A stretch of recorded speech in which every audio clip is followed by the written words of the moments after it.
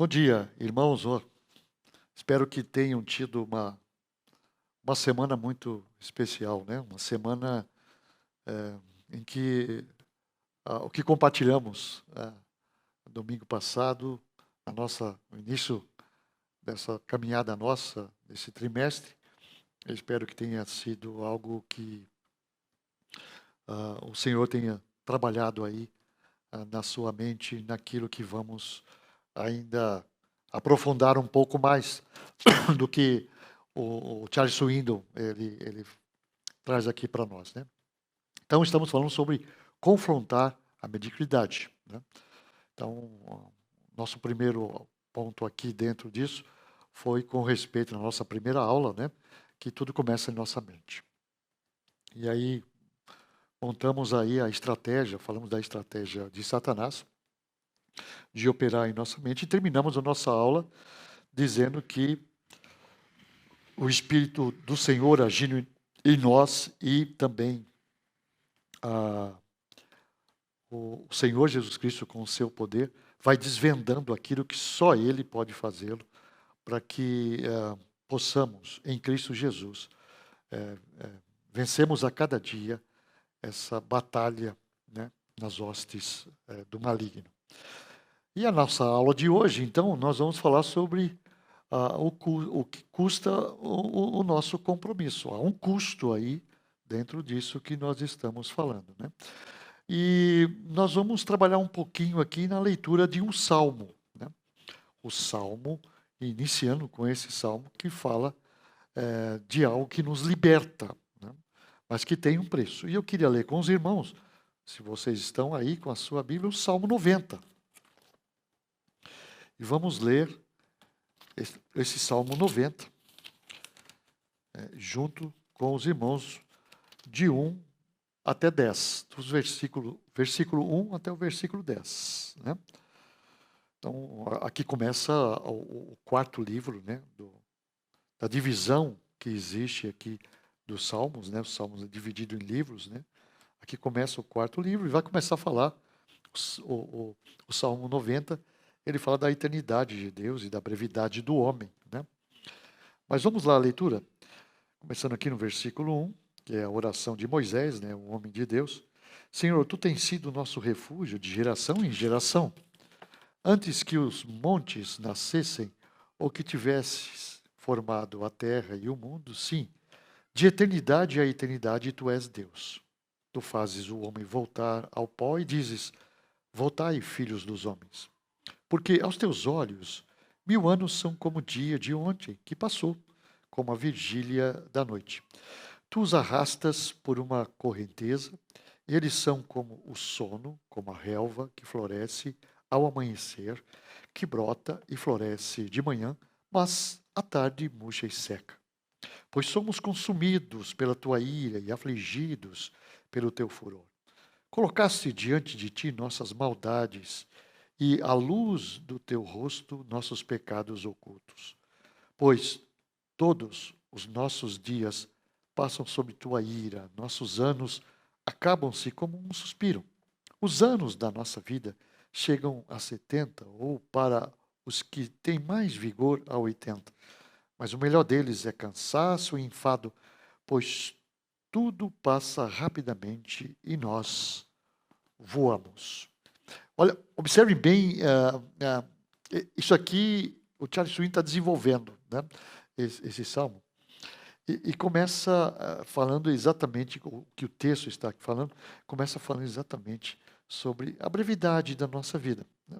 Os nossos anos, como diz o versículo 4, né, são como o dia de ontem. Então, eu tenho 65 anos, então, parece que eu vivi muito tempo, né? Mas diante do nosso Deus e diante da grandeza do nosso Deus, é muito rápido, né? A vida passa muito rápida, né? A gente pensar, é isso que o salmista coloca, que a vida é como uma vigília da noite, né? Olhando para trás, para as nossas vidas, o tempo parece quase que como uma erva, né? Que floresceu de manhã e à tarde ela corta-se e seca, né? Então, o que nós trazemos aqui para pensarmos é que nós encerramos a nossa jornada como um conto ligeiro. Então, talvez eu esteja falando com pessoas de mais idade aqui nessa aula de hoje. Estão aí ouvindo. Então, parece que o tempo nosso de idade, parece que foi assim. Mas se a gente pensar, as coisas passam muito rápidas na nossa vida, né? Tanto é que, do tempo que eu estou com os irmãos aqui, ó, quantas coisas já passaram. Até chegar o momento aqui do começo da aula. Quando começou a aula, já se passou algumas coisas, né? Então, as coisas passam tão rápido. Nós mesmos falamos que os dias passam tão rápido, né? Amanhã passa rápido, o dia foi tão rápido, a semana foi tão rápida, né? E que a gente começa a pontuar, puxa, eu precisaria mais tempo, né, para isso. Mas não é, que a vida é assim mesmo, nossa vida passa muito rápido. Um cidadão chamado Quinteiro, ele parafraseou este salmo, e ao parafrasear esse salmo, ele mostra muito, muito bem isso que o salmista está trazendo aqui. Eu vou fazer a leitura. Acompanhe, por favor, como que ele pegou esse salmo que nós lemos agora, o versículo de 1 a 10 do Salmo 90, como é que ele parafraseou. Foi muito interessante. Senhor, diz ele, Senhor, ao longo de todas as gerações, tu tens sido nosso lar. Antes de as montanhas serem sido criadas, antes de a terra ser formada, tu és Deus, sem princípio e sem fim. Tu falas e o homem volta ao pó. 1000 anos são como o dia de ontem para ti. São como uma única hora. Nós deslizamos ao longo das ondas do tempo tão rapidamente quanto uma torrente fluvial e desvanecemos tão depressa quanto um sonho. Somos como a relva, que verde pela manhã é ceifada e murcha antes do crepúsculo. Morremos diante da tua ira, somos engolfados pelo teu furor. Espalhas nossos pecados diante de ti, nossos pecados secretos, e tu os vê a todos. Não é de admirar que os anos sejam tão longos e pesados aqui sobre a tua ira. Todos os nossos dias estão cheios de suspiros. Recebemos 70 anos. Alguns podem chegar até 80. Entretanto, o melhor desses anos, com frequência, é o vazio e a dor. Logo eles desaparecem e partimos. Concordam? Concordo plenamente com isso.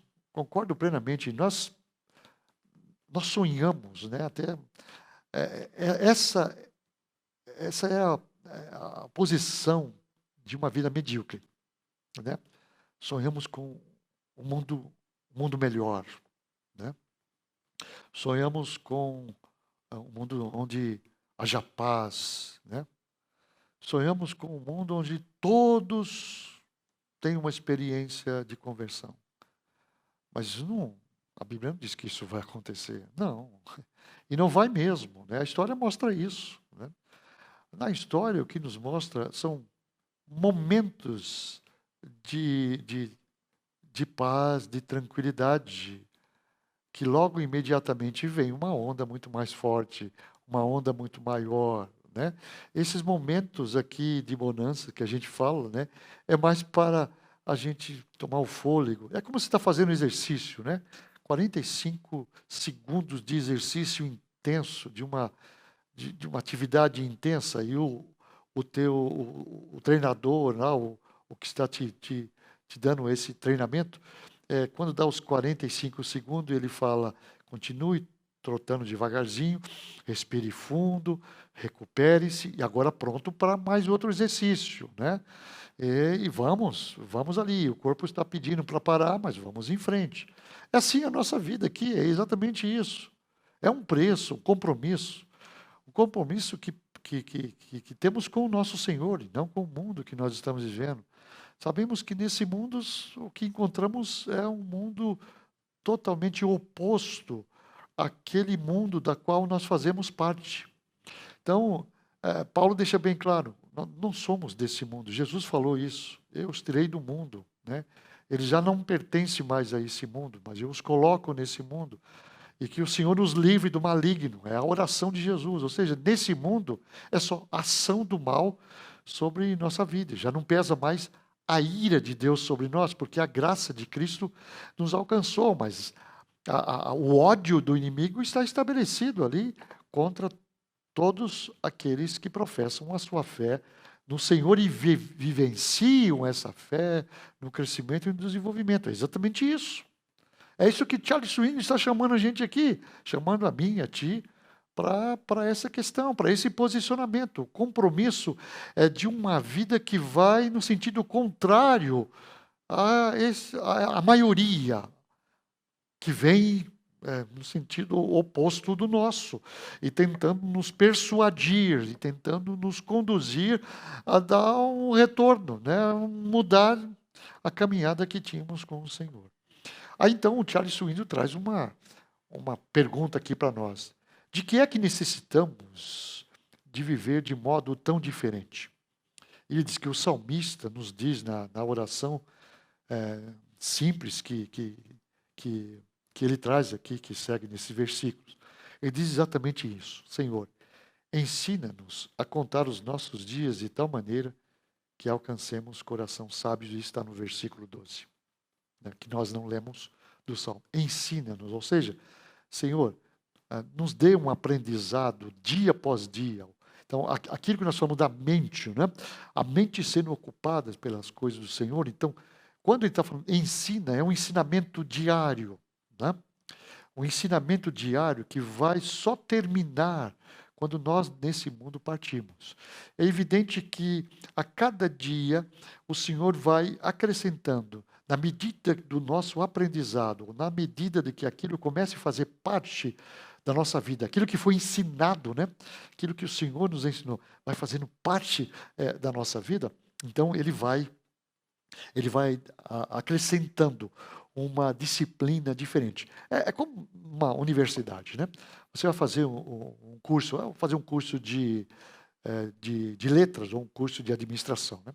Então você começa no básico. O primeiro ano é o básico, né? Primeiro ano, introdução à administração. Então você vai ter ali a base e tudo mais. E você vai recebendo, né? Durante 2 semestres, né? Dentro da grade curricular que vai lhe apresentando, você vai recebendo aula após aula, algo que vai acrescentando ao seu ensino. E depois você tem uma avaliação, né? Nessa avaliação você é ou não aprovado para o ano seguinte, né? Para mais dois semestres e assim sucessivamente, né? E aqui, o que o salmista, a oração, está dizendo para mim e para ti, olha, sente-se na sala de aula do nosso Pai Celestial e estejamos ali como alunos aplicados, alunos que está disposto a ser ensinado pelo mestre, um mestre maior, que é o nosso Senhor e Salvador Jesus Cristo, e aprender dele como vivemos nesse mundo do qual não fazemos parte. Como sermos diferentes nesse mundo, né? Temos uma vida que demonstra algo totalmente oposto. Vejam só o que o Charles Swindoll traz para nós. Ele faz uma observação importante aqui nessa oração que o salmista aqui fez. Ele diz o seguinte: o salmista não ora pedindo que o Senhor o ajude a viver os dias como a maioria vive, né? Como aquilo que ele está vendo aí na maioria.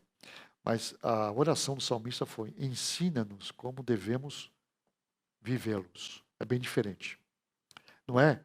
Ajuda-nos a viver os nossos dias aqui como as pessoas vivem nesse mundo. Não. Ensina-me como devo, aos olhos de Deus, né? No padrão que Deus estabelece, no estilo de vida que Deus quer nos conduzir, né? Nesse estilo de vida que tem um voo triunfante, né? Então, ensina-nos nesse sentido. E ao pedir isso, ele está dizendo que de um modo único, integral e triunfante, né? O Senhor vai ensinar isso. E o Charles Swindoll, então, termina esse aspecto dizendo: sendo essa a nossa oração, devemos estar prontos para pagar o preço.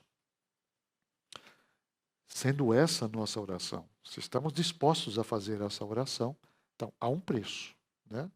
Por isso que lá no início da nossa aula, lembra que nós falamos, o Charles Swindoll falou que muitos desistem facilmente, né? Quando se fala, olha, há um custo, há um preço a ser pago, qual é esse preço, né?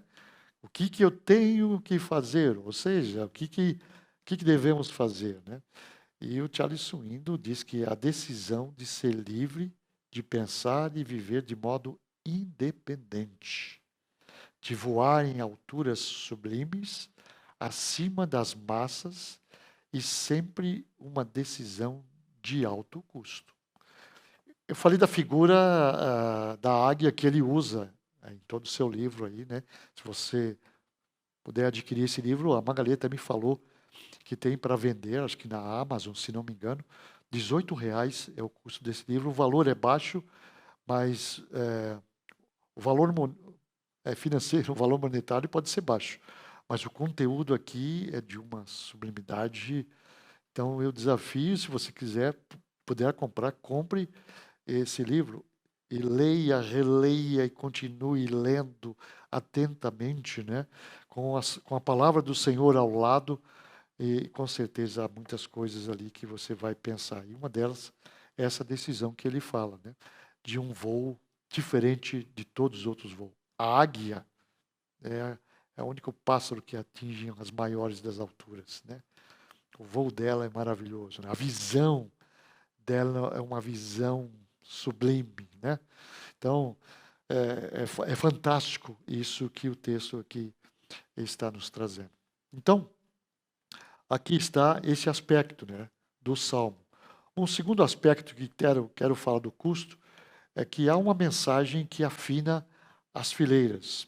O Charles Swindoll, ele diz que, erroneamente, muitas vezes nós cremos assim, né, que Jesus, tendo atraído grandes multidões, ou tentou, né, atrair grandes multidões. As multidões iam, é natural, mas esse não era o objetivo de Jesus, e nunca foi a preocupação de Jesus, pregar para as multidões. Me permita aqui dizer algo que aconteceu comigo no início da minha caminhada como um servo de Deus, né? Eu era ainda seminarista, primeiro ano, e eu lembro que eu tinha um desejo de pregar uma igreja grande, né? Isso era um sonho meu, né? Eu não comentava isso com ninguém, ficava comigo, mas eu não precisava comentar, eu já estava falando isso com Deus, né? No meu pensamento, ele já estava. Então, era aquele negócio, eu tinha isso no meu coração, esse desejo no meu coração. E o Senhor, então, ele me leva para uma atividade numa congregação da igreja que eu era membro, Igreja Batista Boas Novas, em Vilas Helinas. Eu era membro lá e fazia ministério nos finais de semana lá. E os domingos eu ia nessa congregação. E eu lembro desse fato. Nós saímos ali à tarde, né, antes de termos o estudo, né, nós saímos logo depois do almoço, convidando as pessoas para irem lá ao local onde a igreja comprou e para estudarmos juntos a palavra de Deus e tal, e já nos apresentando, dando um folheto, que era o costume da época, né? E eu lembro que a Magali ia ficar com as crianças e eu com os adultos. A sala que foi para a Magali ficar com as crianças lotava de crianças. Os pais não vinham, mas mandavam as crianças. E ali, no salão de culto ali, estava só a irmã Eunice, que era uma irmã que já estava ali. Eu fiquei com essa irmã, orando e estudando a palavra de Deus com ela, 9 meses. Foi uma gestação, né? Que foi o Senhor tirando isso da minha mente, né?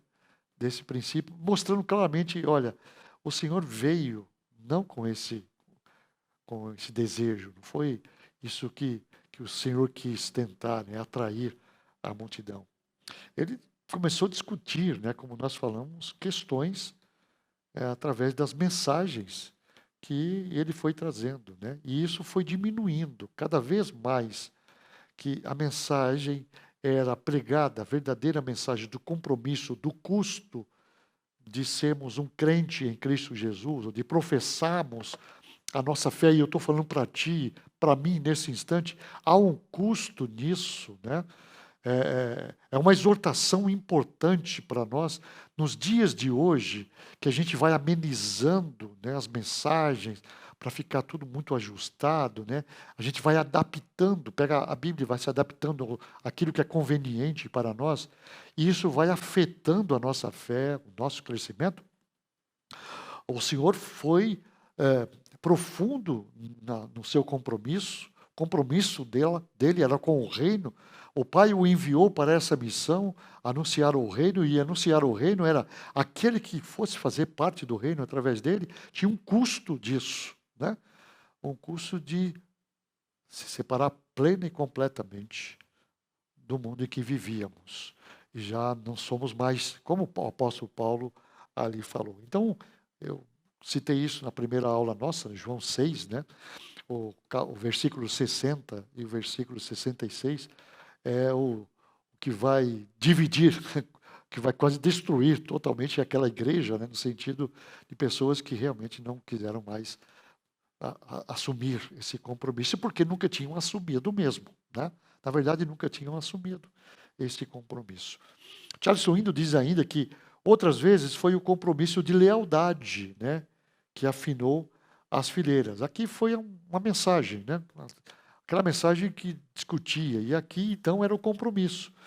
E esses compromissos, eles vinham muitas vezes até, aqueles que estavam ali com Jesus, aonde o Senhor chamava, né, para esse compromisso com ele. E o Charles Swindoll diz que diante de Jesus estava uma grande multidão de espectadores e nada mais, somente isso. E não foge muito à regra, né? Se a gente pensar. Está cheio de espectadores hoje, né? Está cheio de espectadores, infelizmente. Eu gostaria que nós tivéssemos um momento de olharmos para nós mesmos, né? Pararmos de olhar para o outro, de pregar, parece que só para o outro, né? Nós, pastores também, não sei se, de repente, tem pastores aqui ouvindo, ou participando dessa aula, né? Nós, pastores também, pregamos para nós também, né? Aplicamos para a nossa vida também, porque é um posicionamento, nós somos chamados a um posicionamento, você pode até ignorar isso, mas haverá um acerto de contas, né? Uma das nossas aulas aqui, nós vamos não entrar na questão da escatologia, mas entrar na questão de textos que está mostrando a volta de Jesus. O Charles Swindoll vai nos ajudar a entendermos um pouco isso. Não entro na questão da escatologia, porque isso já é um outro assunto, mas vamos olhar o desafio, porque parece que nós estamos vivendo em berços esplêndidos, e parece que a vinda de Jesus, né, tudo bem. Paramos para ver como é que está a nossa vida, fazer uma análise, né? Nós vamos ter a ceia, quando a gente participa da ceia do Senhor, né? Na ceia do Senhor somos desafiados a fazer o exame. O apóstolo Paulo escrevendo à igreja de Corinto fala: examine-se o homem a si mesmo. Eu diria que nós deveríamos fazer um exame constante, né? Como o salmista no Salmo 139, ó Deus, sonda o meu coração, né? Sondar é mexer na minha estrutura, mexer nas coisas lá de dentro, vai no nosso pensamento, mais profundo do nosso pensamento, do nosso coração, mexer nisso daí, né? Mas se estamos tão contentes e acomodados como espectadores, nada está acontecendo de extraordinário nesse voo nosso. O nosso voo fica muito na esfera de Fórmula 1, né? Corre muito, mas não sai do chão, né? É uma visão muito estreita, é uma visão muito pequena, né? Nessa visão muito pequena, a vida é pequena, né? As decisões são muito pequenas. É tudo pequeno. É tudo pequeno, mas a gente quer grande. A gente quer grande, mas a gente não quer pagar o preço, né, para entender e ver essa questão. E aqui o Charles Swindoll diz que uma situação que fez com que Jesus os olhasse diretamente nos olhos foi exatamente isso, né? Quando o Senhor confronta essas pessoas com a falta de compromisso. Ele olha para os espectadores e olha nos olhos dele, e é interessante, nós não vemos isso em espírito, e é isso mesmo, vemos isso em espírito. Hoje, nesse momento que nós estamos conversando aqui, né, nós estamos nessa aula, batendo um papo sobre esses assuntos, nesse momento o Senhor está olhando dentro dos nossos olhos, né, com a sua palavra, olhando lá dentro, nos incomodando, nos deixando constrangido com essa inércia nossa, né, com essa superficialidade. Mas quando ele está fazendo isso, ele faz com um amor tão profundo, que ele está dizendo: eu tenho coisas mais profundas para lhe mostrar. É como o apóstolo Paulo falou à igreja de Corinto: olha, vocês não podem ainda usufruir de um alimento mais delicioso, mais substancioso, um elemento sólido. Vocês ainda têm que ficar com aquele leite, com aquela mamadeira. E é muito estranho isso, porque vocês já são grandes. Seria aqui você chegar em casa e me ver tomando leite numa mamadeira. Tem alguma coisa estranha aí com o pastor Manuel. Né? Numa idade como essa não se faz isso, só se for de brincadeira, mas na realidade não. Numa vida de realidade não. E o Charles Swindoll está trazendo esse pensamento para nós. Né? E ele diz o seguinte: ao falar do curso do discipulado, Jesus toca em 3 pontos neofrágicos, né? Relacionamentos, objetivos e desejos de posse. E eu quero rapidamente passar com os irmãos aqui, já caminhando para o término dessa nossa aula de hoje, sobre o que Jesus está trazendo dentro desse custo do discipulado. Relacionamentos pessoais é o primeiro ponto neofrágico aqui que ele diz, né? Olha só: se alguém vier a mim e não aborrecer a seu pai, mãe, mulher e filhos, e irmãos e irmãs, e até mesmo a sua própria vida, não pode ser meu discípulo. Ele está falando isso àqueles que estão lhe ouvindo. O termo aqui, aborrecer, no original significa ódio, né? Mas não é esse ódio nosso, um ódio que querer um mal para o outro. O que o Senhor está chamando a atenção é que o custo de voarmos, ter um voo sublime, o custo disso é colocar tudo abaixo da minha vida, tudo que diz respeito a mim, pai, mãe, filhos, filhas, esposo, esposa, trabalho, igreja, pastor, eu mesmo, a minha própria vida, é colocar abaixo do Senhor, ou seja, amar menos. É exatamente isso. E amar menos significa que essas coisas, elas têm um tempo dado por Deus para que a gente possa usufruir, mas elas não são a fonte do nosso viver. Desculpe, a fonte do nosso viver é o Senhor. É o Senhor Jesus Cristo. Então, o Senhor está dizendo: olha, o custo é esse. O custo é deixar essas coisas de prioridades na nossa vida e passar o Senhor ser a prioridade. E isso vai ter, então, no relacionamento com tudo isso que eu compartilhei com os irmãos, um relacionamento diferenciado. Então, eu vou olhar diferenciado para mim mesmo, né? Eu vou olhar para a minha esposa. Nós estamos vivendo aí essa questão do Covid, e muitos pastores, amigos meus, né? Pastores que os irmãos conhecem também, perderam as suas esposas, né? Alguns com vários anos de casados, né? Perderam. Então, sente a dor. Mas quando Cristo é a razão do nosso viver, a dor é suportável. Ela não sucumbe à minha vida. Se Deus não me levou com a minha esposa, é porque aqui ainda Ele quer que eu viva. Ele quer ainda que eu o sirva aqui. E quando Ele ocupa esse lugar de destaque na minha vida, Ele me fortalece. eu vou sentir saudades da minha esposa, eu vou ter momentos que vou chorar, eu vou ter momentos que vou estar sozinho lá no meu apartamento e vou olhar para um lugar onde ela sentava, vou lembrar disso, mas ao mesmo tempo o Senhor me recompõe e a vida com o meu Senhor continua até quando Ele me chamar. Isso é que é um voo alto. Isso que é o voo que ele chama de altaneiro, que é a entrega incondicional a Cristo, né? O Charles Swindoll fala isso. É uma entrega incondicional a Cristo, bem como uma vida superior em qualidade que ele espera de seus seguidores. Então, ele espera isso. Aquele que quer seguir ao Senhor, não existe concorrência. É só o Senhor ocupando esse lugar na nossa vida. O segundo aqui, o ponto, é os objetivos e desejos pessoais. Ele diz assim: qualquer que não tomar a sua cruz e não vier após mim, não pode ser meu discípulo. Olhem só aqui, a expressão aqui está em um nível mais profundo e se refere a uma entrega de nossos objetivos, de nossos desejos pessoais à autoridade do nosso Senhor e Salvador Jesus Cristo.